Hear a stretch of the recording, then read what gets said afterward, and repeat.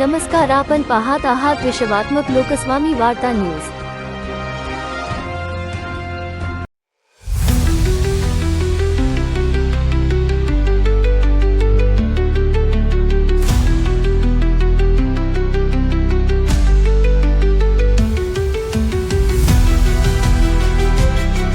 AISF हे जे वामपंथी संघटना ज्या आहेत हे कॉकरोच, त्यामुळे जेन झी आपले जेन झी कॉकरोच नाहीत हे पहिले तुम्ही स्पष्ट फिट करा आणि आपल्या जेन झीच्या डोक्यात पण लख प्रकाश पडेल अशा पद्धतीने ते त्यांना समजवा की जेन झी म्हणजे कॉकरोच नाही।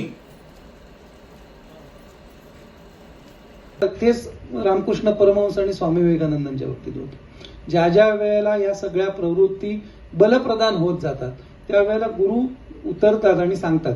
नाही तर सनातन संस्थेला या विषयामध्ये चर्चासत्र घ्यायची गरजच काय? सनातन संस्था ही आध्यात्मिक संस्था आहे की आपापलं नामजप करावा, उपाय करावे, घरात देवतेचं दर्शन घ्यावं, साधना करावी। पण परमपूज्य डॉक्टर आठवले जे सनातन संस्थेचे संस्थापक आहेत, सच्चिदानंद परब्रह्म डॉक्टर आठवले, त्यांनी 2000 सालापासून सांगितलं की अरे काळ असा असा येतोय तर नामजप करणं ही जेवढी साधना आहे त्याचप्रमाणे माहितीच्या अधिकारांमध्ये अर्ज करून त्या वामपंथ्यांचा सगळं बाहेर काढणं ही पण साधना आहे। हे साधना म्हणून आपण करतो, त्यांच्या प्रती काही द्वेष भावना आहे म्हणून नाही। हे शत्रूचं खरं स्वरूप तुम्ही उघड करा ना, कारण आपल्याकडे सगळे शिवानी पण अनेक राक्षसांना पोसून ठेवलं ना, आणि मग त्यांना शेवटी अशी बुद्धी केली की स्वतःच्या भस्मासूर होतं ना की स्वतःला डोक्यावरती हात ठेवायला लावला। हे लोक होतील नष्ट, काय काळजी करू नका, कारण या तमावरती विजय मिळवण्याची ताकद सत्वामध्ये, आणि ते कार्य आपण करतोय म्हणून तुमच्यासारखी मंडळी या व्यासपीठावरती आली आहेत। ही सगळी मंडळी, प्रत्येक जण, अनेक जण, विद्याधर काका, देवी साहेब, अनेक जण व्यासपीठावर बसू शकतील अशा क्षमतेची मंडळी आज खाली बसली आहेत। तर हे सत्वगुणाचं हे आहे की आपण संघटित, कलियुगासाठी सोपा मंत्र आहे संघे शक्ती कलियुगे। आता तमप्रधानाचे उदाहरण तुम्हाला सांगतो की खरगेंचा मुलगा जे आता काँग्रेसचे अध्यक्ष बनले, त्यांनी म्हटलं की धर्म हा रोगासारखा आहे। जरा तमप्रधान स्टॅलिन बोलला की हिंदू धर्म, सनातन धर्म हा डेंग्यू प्रमाणे आहे।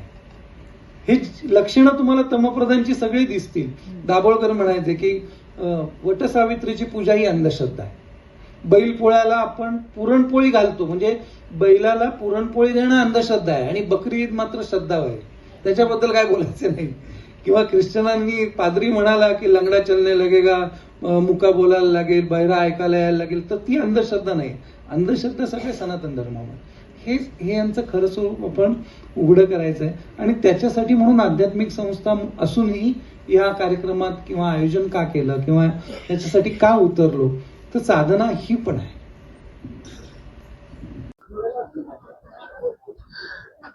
नमस्कार, CJP म्हणजे जेन झी नाही आणि आपले जेन झी कॉकरोच नाहीत। त्यामुळे मी आता सर्वांना आवाहन करत आहे की सध्या CJP प्रोटेस्टच्या संदर्भात जे काही आंदोलन झालेले आहे आणि जे काही आपण विषय मांडलेले बघत आहोत मीडियामध्ये, ते सगळे साफ चुकीचे आहेत। आपल्या जे यंग क्लास जो आहे, नवीन उमेदीचे जे तरुण वर्ग आहेत, त्या सर्वांना आपण प्रबोधन केलं पाहिजे। भारतीय लोकशाही किती सुदृढ आहे, भूतकाळ कसा होता, या सगळ्या गोष्टीचं आपण प्रबोधन केलं पाहिजे, त्यांच्याशी संवाद साधला पाहिजे, त्यांना मुख्य प्रवाहात आणलं पाहिजे आणि भारत अजून एक बलाढ्य, अजून प्रगतिशील होईल या दृष्टीने पावलं उचलली पाहिजेत। धन्यवाद। कोक्रोच पार्टीच्या आंदोलनामध्ये कशा पद्धतीने अर्बन नक्षल्स घुसलेत या विषयावरती सनातन संस्थेच्या वतीने आज टिळक रोडवरच्या पूजनीय गोळवलकर गुरुजी शाळेमध्ये एका भव्य कार्यक्रमाचं आयोजन करण्यात आलेलं होतं। हा कार्यक्रम अतिशय यशस्वी झाला। याच्यामध्ये प्रमुख पाहुणे म्हणून भारतातले प्रसिद्ध अधिवक्ता श्री सत्येंद्र मुळे आणि त्याचबरोबर श्री सर्वेश मेहेंदळे जे स्वतः चार्टर्ड अकाउंटंट आहेत, युट्यूबर आहेत, हे देखील प्रमुख पाहुणे म्हणून उपस्थित होते। संपूर्ण सभागृह, श्री गणेश सभागृह हे खचाखच भरलेलं होतं।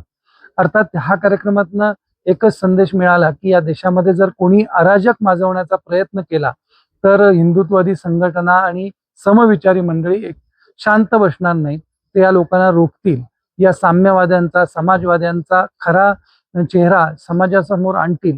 कशा पद्धतीने षडयंत्रकारी ही मंडळी आहेत आणि हा देश तोडण्यासाठी, अराजक माजवण्यासाठी, या भारतातल्या हिंदू संस्कृतीवरती आक्रमण करण्यासाठी हे लोक प्रयत्नशील आहेत. हे सगळे मुद्दे या कार्यक्रमामध्ये मांडण्यात आले आणि सर्व संघटनांचा भरभरून सहभाग या कार्यक्रमामध्ये होता. त्याचबरोबर समाजामधून आलेल्या अनेक मंडळींनी याच्यामध्ये वक्त्यांना प्रश्न विचारले. त्या प्रश्नांची देखील उत्तरं देण्यात आली. हा कार्यक्रम अतिशय चांगल्या पद्धतीने संपन्न झाला.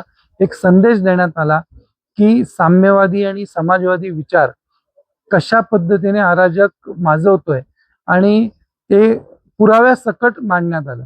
एक चांगली गोष्ट झालेली, या कार्यक्रमाच्या अगोदरच दाभोळकर हत्येमध्ये ज्यांना फसवून अटक करण्यात आलेली होती, निरपराध युवक श्री सचिन अंदुरे यांची जामिनावरती मुंबई उच्च न्यायालयाने मुक्तता केलेली आहे.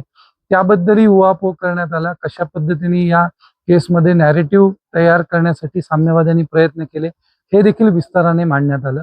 हा कार्यक्रम एकंदरीत अतिशय यशस्वी झाला.